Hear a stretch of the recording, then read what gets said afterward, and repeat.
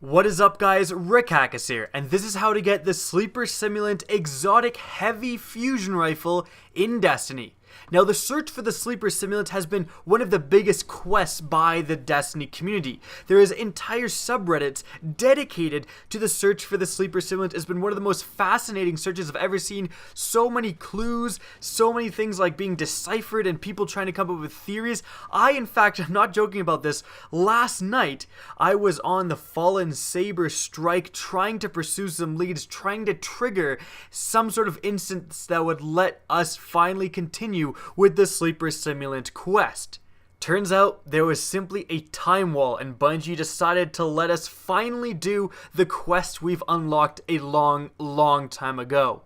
So essentially the first step in getting the Sleeper Simulant is doing the last Firewall quest that has just been made available to do today on Earth. Now if you don't have this quest, it's because you have to hand in all 4 of the fusion rifle relics that get you gunsmith rep. Now if you haven't collected all 4 of these relics, simply grind strike playlists. The relics are a random drop from enemies and you're going to be killing a lot of enemies in these strike playlists, as well as actually, getting some decent loot along the way. If you think that's not very much of a tip, that's literally what I did in all 3 characters to get the relics on each one of these different characters. In any event, again, once you have handed in all 4 of these relics, remember once you get one, you won't get another one until you hand that one in to the gunsmith, you will be able to do the first Firewall mission. This mission really doesn't contain anything until the absolute final encounter. In fact, the final encounter is really your only encounter with this mission. It's going to have you fight several waves of knights and also taken knights that spawn in a row. This can be a little difficult, so I would recommend getting a fire team to help you. Now once you kill all the waves of knights, and there's actually going to be a boss also that you have to kill at the end, you're going to get a special item that's going to go in your mission slot of your inventory. You must decipher this item by entering 4 of the correct codes into it. Now when you're entering the codes, there's an upper row and a lower row. Upper row signifies 1 and lower row signifies the number 2. Now the codes are actually the order of what knight spawned. You know how all the knights spawned in a row? 1 signifies a normal knight and 2 signifies a taken knight. But screw that crap, here are the 4 codes. Code number 1 is 1211222212.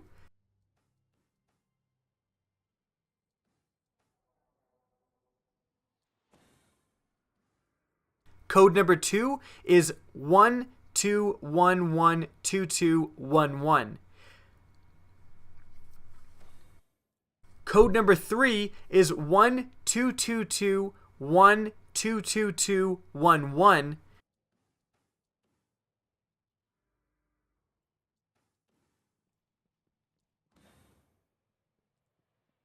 And lastly, code number 4 is 12121211.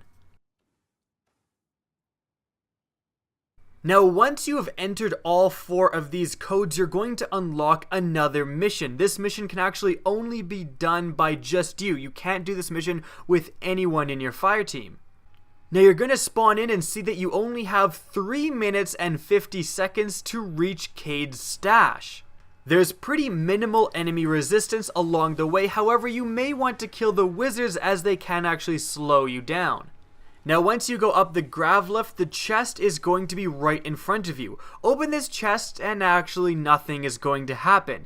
There's then going to be 3 wizards that spawn and you have to kill all 3 of these wizards to get the next quest item.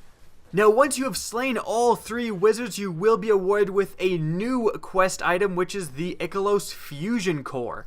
You can inspect this core and see that it has 5 steps to its completion.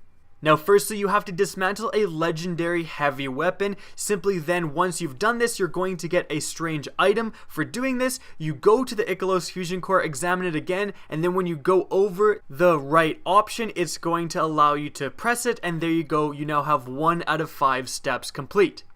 Now the next step is simply going to have you complete the archive mission on Venus. You do not have to up the level of this mission in any way. You can do it on the lowest difficulty, and again, simply completing the actual mission will award you with a certain item, and then you simply go back into your fusion core and click the right box, and there you go, 2 out of 5 steps complete. Now the last 3 steps to the fusion core are simply going to have you complete a WarSat public event on Earth, the Moon, and Mars.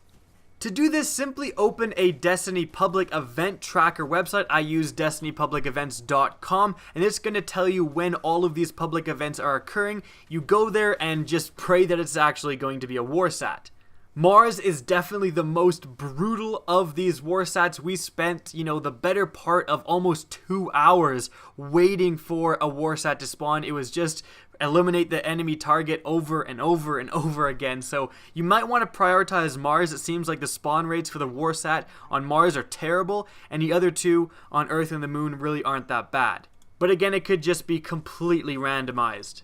Now once you're done your final WarSat, you're again simply going to open your relic, apply the last square, and you'll see 5 out of 5 completed, and actually a new option is going to pop up, allowing you to complete the overall core.